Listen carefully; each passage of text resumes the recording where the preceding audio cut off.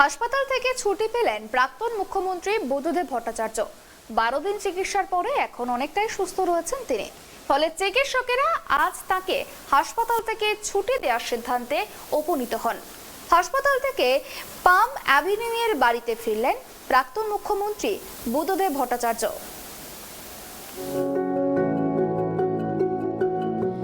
যেমনটা কথা দিয়েছিল বেসরকারি হাসপাতাল, ঠিক তেমন ভাবেই আজ বুধবার ছুটি পেলেন প্রাক্তন মুখ্যমন্ত্রী বুদ্ধদেব ভট্টাচার্য। সুতরাং আজই পাম এভিনিউ এর বাড়িতে ফিরলেন প্রাক্তন মুখ্যমন্ত্রী বুদ্ধদেব ভট্টাচার্য। তবে চিকিৎসকেরা এদিন জানান, বুদ্ধবাবুর জায়গাটা বদল হচ্ছে ঠিকই, তবে বাড়িতেও তার ওপর মেডিকেল টিমের মনিটরিং সবসময় থাকবে। চিকিৎসকদের কড়া নজরদারিতেই থাকবেন বুদ্ধবাবু।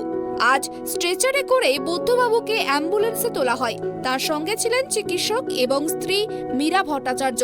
আপাতত কড়া নজরদারিতেই থাকবেন রাজ্যের প্রাক্তন মুখ্যমন্ত্রী। এদিকে গত শনিবার অ্যান্টিবায়োটিকের কোর্স শেষ হয়েছে। আজ বুধবার বুদ্ধবাবুকে হাসপাতাল থেকে রিলিজ করা হয়েছে। আগামী 1 মাস হোম কেয়ার করা হবে। সেখানে নার্স থাকবেন, তবে চিকিৎসকদের যাতায়াতও থাকবে। ওষুধ খাওয়ানো থেকে শুরু করে প্যারামিটার দেখা সবই হবে প্রতিনিয়ত। ফিজিওথেরাপি চলবে যতক্ষণ না পুরোপুরি সুস্থ হচ্ছেন। তবে এদিন হাসপাতাল থেকে বেরোনোর সময় দেখা যায় মুখে সার্জিক্যাল মাস্ক দেয়া হয়েছে বুদ্ধবাবুর, আর পাশে রাইলস টিউব রয়েছে, সেটা হাতে ধরে রেখেছেন এক চিকিৎসক। প্রথমত উনি আগের থেকে অনেকটা ভালো আছেন, সেই জন্যই আমরা ওনাকে নিশ্চিন্তে বাড়ি পাঠাতে পারলাম। এবং এখন ওনার যে চিকিৎসাটা লাগবে সেটা বাড়ির হোম কেয়ারেই পসিবল। এবং মাথায় রাখতে হবে, এই চিকিৎসাগুলো কিন্তু উনি এবার ভর্তি হওয়ার আগে থেকেই গত প্রায় 3-3.5 বছর ধরে বাড়িতে বাইপ্যাপ এবং অক্সিজেন দিয়েই উনি ছিলেন। ফলে সেই চিকিৎসাটা বজায় থাকবে।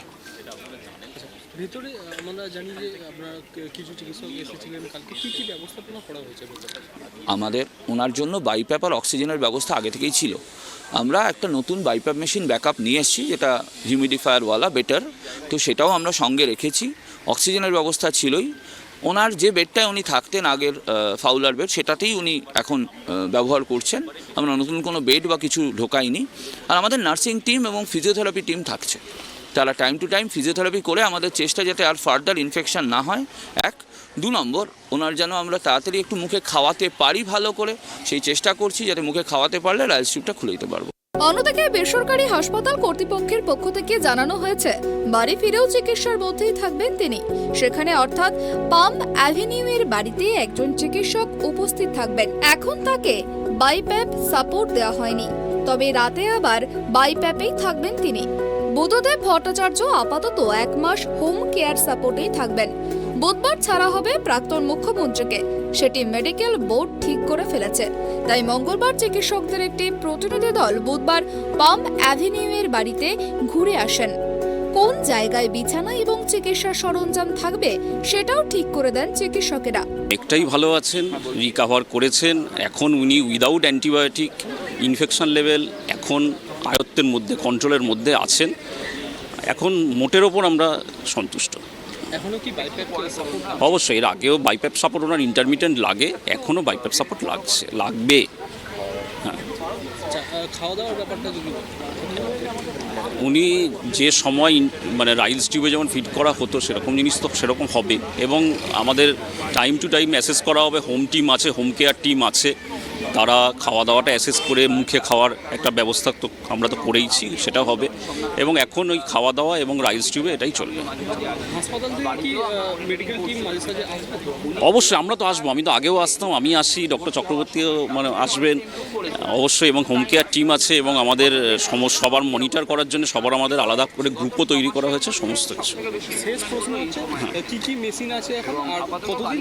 অক্সিজেন কনসেন্ট্রেটার অক্সিজেন লাগবে, এবং হচ্ছে অক্সিজেন ওনার লাগতো, বাইপ্যাপ মেশিন, এছাড়া আমাদের যা মানে চিকিৎসার জন্য যেগুলো ছোটখাটো মেডিসিন প্রয়োজন।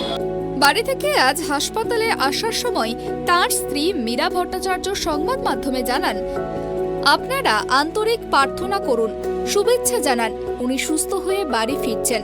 বাড়িতেও যেন সুস্থ হয়ে থাকতে পারেন। ওকে কড়া নজরদারিতে রাখা হবে। পাম অ্যাভিনিউ এর বাড়িতে কার্ডিয়াক মনিটর রাখা হয়েছে। যাতে অক্সিজেনের মাত্রা ওঠানামা, রক্তচাপ, হৃদস্পন্দন সবটাই নজরে রাখতে পারেন চিকিৎসকেরা। টানা 11 দিন হাসপাতালে ভর্তি ছিলেন বুদ্ধদেব ভট্টাচার্য। এখানে চিকিৎসকেরা বলছেন এটা বড় চ্যালেঞ্জ ছিল। আজ 12টা 15 মিনিট নাগাদ অ্যাম্বুলেন্সে করে বাড়ি ফেরেন Buddhadeb Bhattacharya. Bureau report, tribe TV.